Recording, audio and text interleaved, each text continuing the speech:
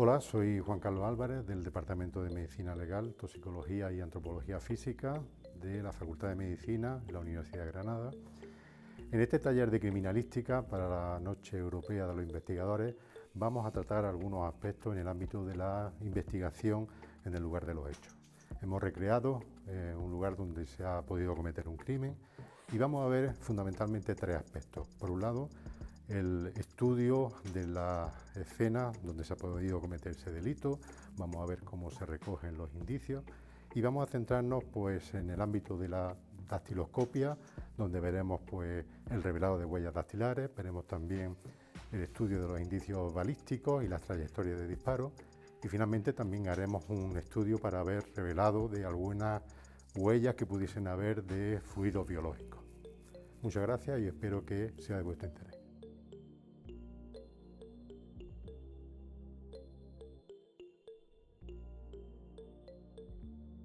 Bueno, en todo escenario donde se ha cometido un supuesto hecho delictivo, lo primero que tenemos que hacer es proteger la escena del crimen, como se está observando, y una vez que está protegida, pues acceden profesionales en esta materia de investigadores en la escena del crimen y tienen que ir haciendo una serie de etapas como son la búsqueda, la localización de los distintos indicios que pueden aparecer en el lugar donde se ha podido cometer ese crimen. Este indicio debe de ser fijado tanto documentalmente como fotográficamente para dejar constancia donde apareció en el lugar de los hechos. Bueno, una vez que se ha producido la localización y la fijación de los distintos indicios y evidencias encontradas en el lugar de los hechos, nos vamos a centrar fundamentalmente en tres tipos de indicios y evidencias. Por un lado, vamos a recoger algunos elementos que posteriormente tendremos que hacer un tratamiento en ellos para hacer revelado de huellas, por tanto hablaremos de lo que es la dactiloscopia y de la lofoscopia.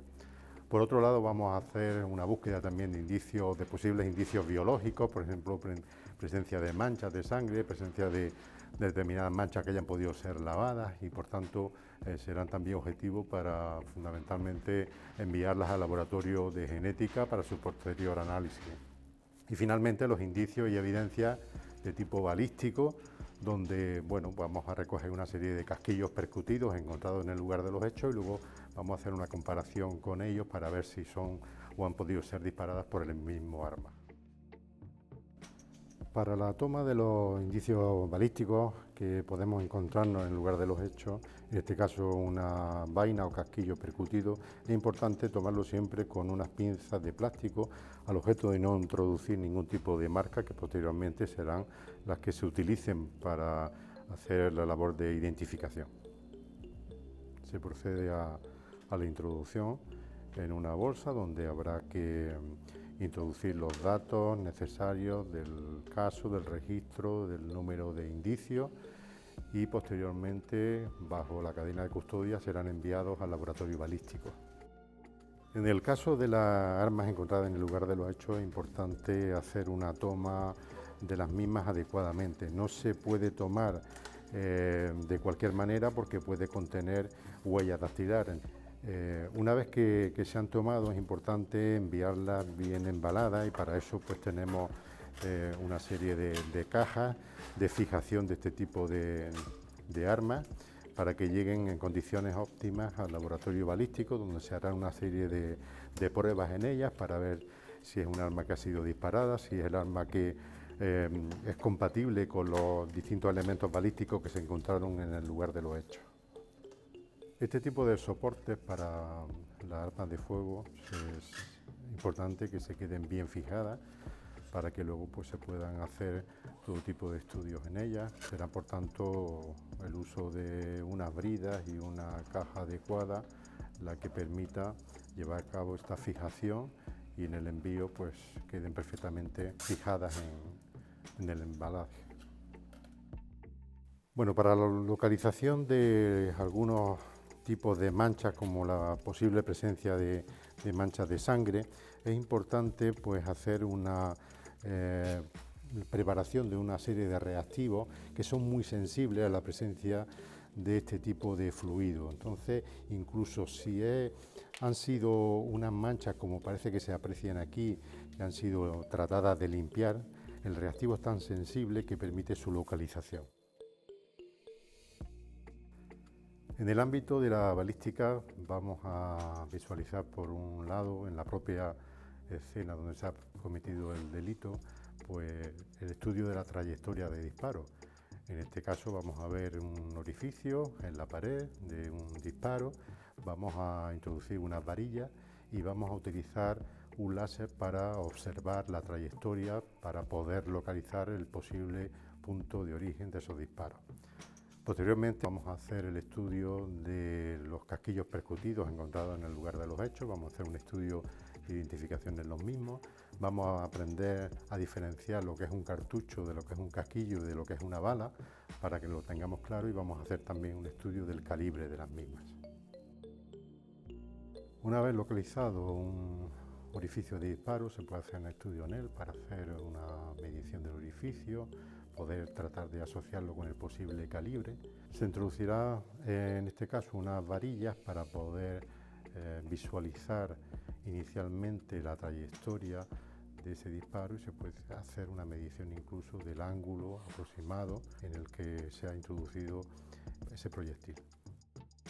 En este caso, para hacer el estudio de la trayectoria de disparo, se emplea un láser balístico para poder reconocer y visualizar claramente el posible origen y trayectoria de ese disparo.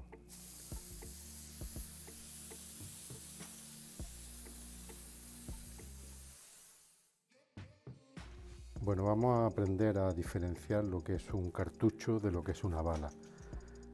Tradicionalmente, todo el mundo que ve, o gran parte de las personas que ven este tipo de material o de objeto, dirían que es una bala. Pero realmente esto no es una bala, esto es un cartucho. Y es un cartucho porque es la unidad funcional que permite que se produzca el disparo una vez que se percute este tipo de objeto.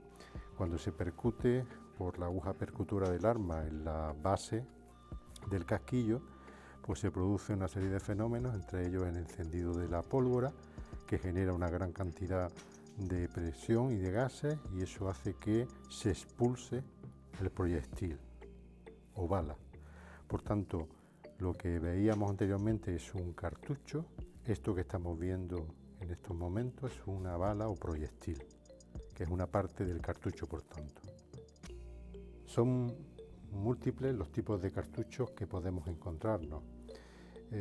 Se diferencian de distintas maneras, entre ellas, por ejemplo, por la forma de la ojiva.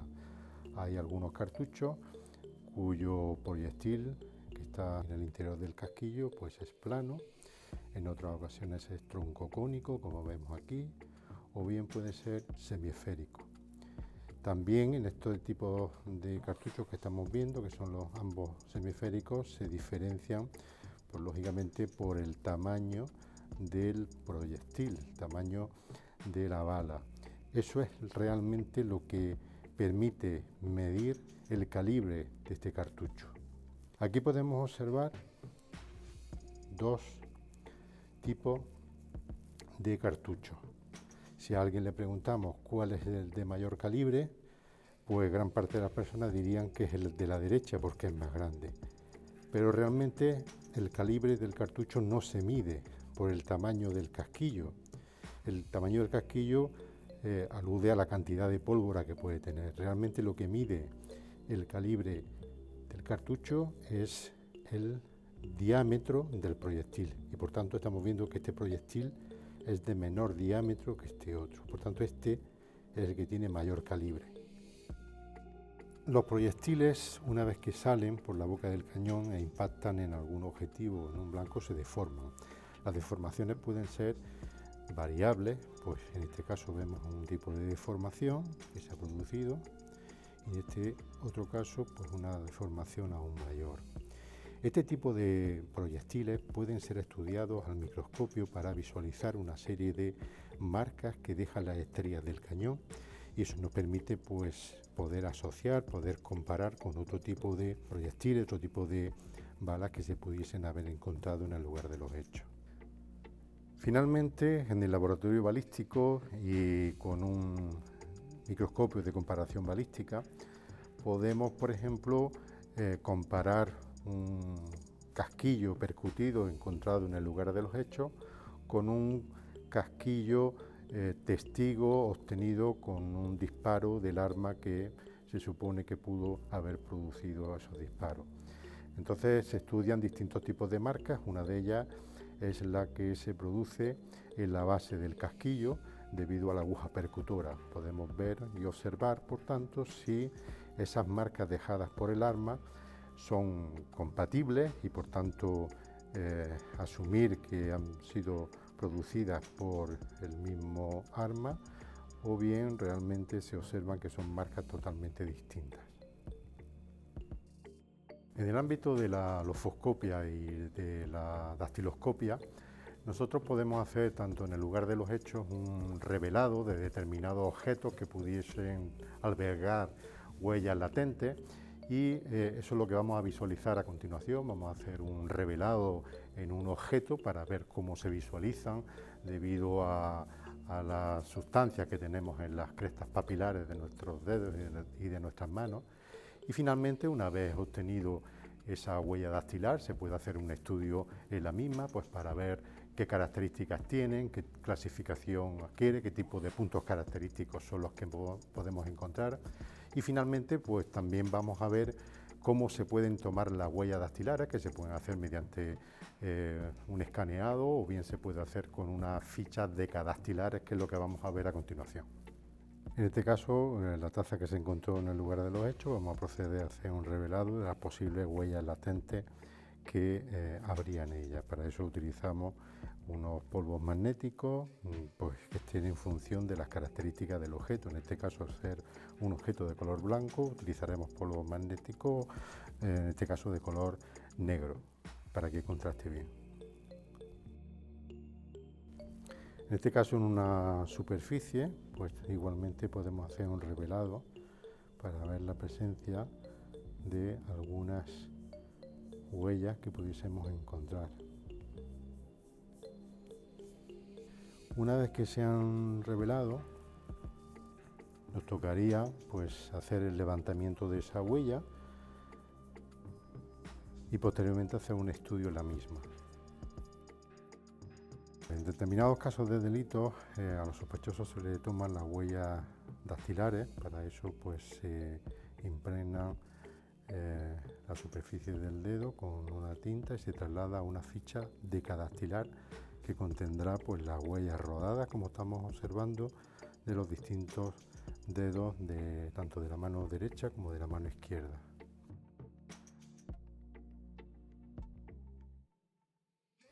Para hacer el estudio de las huellas dactilares, pues la policía y la Guardia Civil pues tienen un sistema automatizado de búsqueda, comparación de huellas dactilares, el SAI.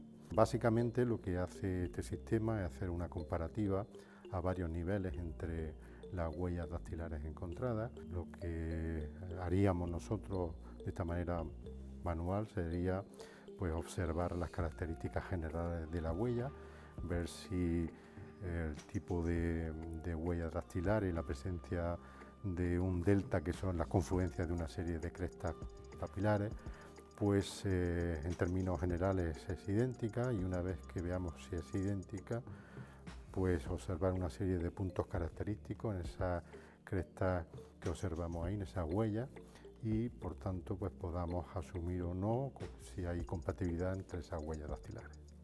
Bueno, pues nada, daros las gracias y esperamos que os haya sido de interés este taller de criminalística y que se hayan aprendido algunos conceptos en el ámbito de la investigación en el lugar de los hechos.